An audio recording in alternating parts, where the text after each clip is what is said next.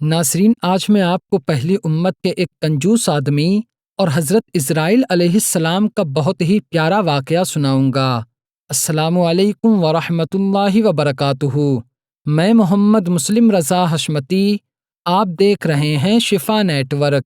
لاکھوں کروڑوں درود و سلام ہو رسول کریم صلی اللہ تعالی علیہ وسلم پر، آپ کی آل پاک اور آپ کے پیارے اصحاب پر۔ ناصرین، کتاب عیون الحکایات میں ہے، حضرت یزید بن میسرہ رضی اللہ تعالیٰ عنہ فرماتے ہیں کہ ہم سے پہلی امتوں میں ایک شخص تھا جس نے بہت زیادہ مال و دولت جمع کیا اور اس کی اولاد بھی کافی تھی۔ طرح طرح کی نعمتیں اس کے پاس تھیں۔ اتنا سارا مال ہونے کے باوجود بھی وہ شخص بہت کنجوس تھا اور اللہ تعالیٰ کی راہ میں کچھ بھی خرچ نہیں کرتا تھا، بلکہ وہ ہر وقت اسی کوشش میں لگا رہتا کہ کسی طرح میری دولت میں اور اضافہ ہو جائے۔ جب وہ بہت زیادہ مال و دولت جمع کر چکا تو وہ اپنے آپ سے کہنے لگا، اب تو میں خوب عیش و عشرت کی زندگی گزاروں گا۔ چنانچہ وہ اپنے گھر والوں کے ساتھ خوب عیش و عشرت سے رہنے لگا۔ بہت سے خادم ہر وقت ہاتھ باندھے ہوئے اس کے حکم کے انتظار میں رہتے۔ الغرض وہ دنیاوی آسائشوں میں ایسا مگن ہو گیا کہ وہ اپنی موت ہی کو بھول گیا۔ ایک دن ملک الموت حضرت اسرائیل علیہ السلام ایک فقیر کی صورت میں اس کے گھر پر آئے اور اس کا دروازہ کھٹکھٹایا۔ غلام فوراً دروازے کی طرف دوڑے اور جیسے ہی دروازہ کھولا گیا تو سامنے ایک فقیر کو پایا۔ انہوں نے پوچھا، تم یہاں کس لیے آئے ہو؟ حضرت ملک الموت علیہ السلام نے ارشاد فرمایا، جاؤ اپنے مالک کو باہر بھیجو، مجھے اسی سے کام ہے۔ خادموں نے جھوٹ بولتے ہوئے کہا کہ ہمارے مالک تمہارے ہی جیسے فقیروں کی مدد کرنے کے لیے باہر گئے ہیں۔ آپ یہ سن کر وہاں سے تشریف لے گئے۔ کچھ دیر بعد آپ دوبارہ آئے اور دروازہ کھٹکھٹایا۔ غلام باہر آئے تو آپ نے ان سے ارشاد فرمایا، جاؤ اپنے مالک سے کہہ دو کہ میں ملک الموت اسرائیل علیہ السلام ہوں۔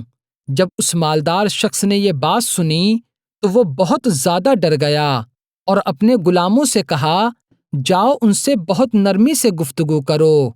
مالک کی بات سن کر خادم باہر آئے اور حضرت ملک الموت علیہ السلام کی بارگاہ میں عرض کرنے لگے کہ آپ ہمارے مالک کے بدلے کسی اور کی روح قبض کر لیں اور اسے چھوڑ دیں، اللہ تعالیٰ آپ کو برکتیں عطا فرمائے گا۔ حضرت ملک الموت علیہ السلام نے ارشاد فرمایا، ایسا ہرگز نہیں ہو سکتا۔ پھر آپ گھر کے اندر تشریف لے گئے اور اس مالدار سے کہا، تجھے جو وصیت کرنی ہے کر لے، کیونکہ میں تیری روح نکالے بغیر یہاں سے نہیں جاؤں گا۔ یہ سن کر سب گھر والے رونے لگے۔ اس مالدار شخص نے اپنے گھر والوں اور خادموں سے کہا کہ سونے اور چاندی سے بھرے ہوئے صندوق اور تابوت کو کھول دو اور میری ساری دولت میرے سامنے لا کر رکھ دو۔ فوراً خادموں نے سارا خزانہ لا کر اس کے قدموں میں ڈال دیا۔ وہ شخص سونے چاندی کے ڈھیر کے پاس آ کر کہنے لگا، اے ذلیل اور بدترین مال، تجھ پر لعنت ہو، تو نے ہی مجھے اللہ تعالیٰ کے ذکر سے غافل رکھا اور تو نے ہی مجھے آخرت کی تیاری سے روکے رکھا۔ یہ سن کر اس مال نے کہا، تو مجھے ملامت نہ کر، کیا تو وہی شخص نہیں ہے جو دنیا داروں کی نظر میں حقیر تھا؟ پھر میں نے تیری عزت بڑھائی، میری ہی وجہ سے تیری رسائی بادشاہوں کے دربار تک ہو سکی، ورنہ غریب اور نیک لوگ تو وہاں پہنچ ہی نہیں سکتے۔ میری ہی وجہ سے تیرا نکاح شہزادیوں اور امیر زادیوں سے ہوا، ورنہ غریب لوگ ان سے شادی کہاں کر سکتے ہیں۔ اب تو یہ تیری بدبختی ہے کہ تو نے مجھے شیطان کے کاموں میں خرچ کیا۔ اگر تو مجھے اللہ تعالیٰ کے کاموں میں خرچ کرتا تو یہ ذلت اور رسوائی تیرا مقدر نہ بنتی۔ کیا میں نے تجھ سے کہا تھا کہ تو مجھے نیک کاموں میں خرچ مت کر؟ تو آج کے دن میں نہیں بلکہ تو زیادہ ملامت اور لعنت کا مستحق ہے۔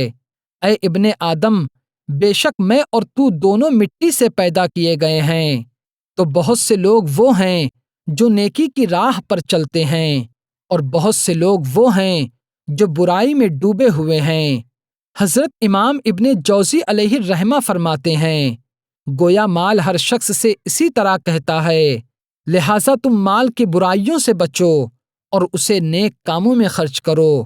تو ناظرین، اس واقعے سے ہمیں یہ پتہ چلتا ہے کہ اگر اللہ تبارک و تعالی ہمیں مال و دولت عطا فرمائے تو ہمیں اسی کی راہ میں دل کھول کر خرچ کرنا چاہیے، نہ کہ اس کو بچا کر رکھنا چاہیے۔ اللہ تبارک و تعالی ہم سب کو مال کی محبت سے بچائے اور ایمان پر زندگی اور اسی پر خاتمہ نصیب فرمائے۔ تو آج کی ویڈیو میں صرف اتنا ہی۔ السلام علیکم۔